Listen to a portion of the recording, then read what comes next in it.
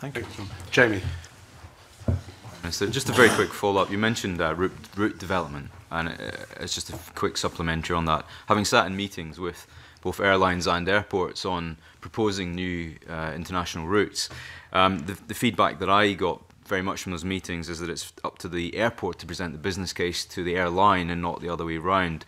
So I wondered very specifically what measures both the Scottish Government, but you in your capacity, in your portfolio, but working with other ministers in the government, are doing to support airports in Scotland to build feasibility studies and robust business cases for new international routes.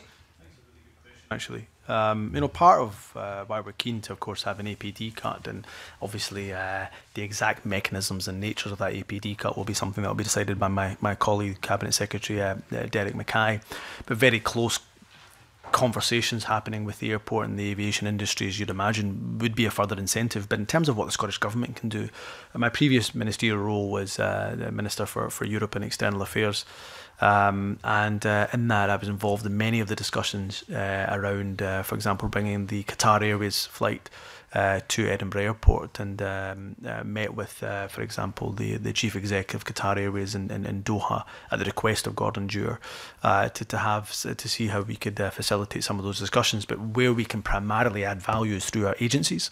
So marketing in terms of Visit Scotland, marketing a route in country is hugely important. I know it was hugely important to Etihad.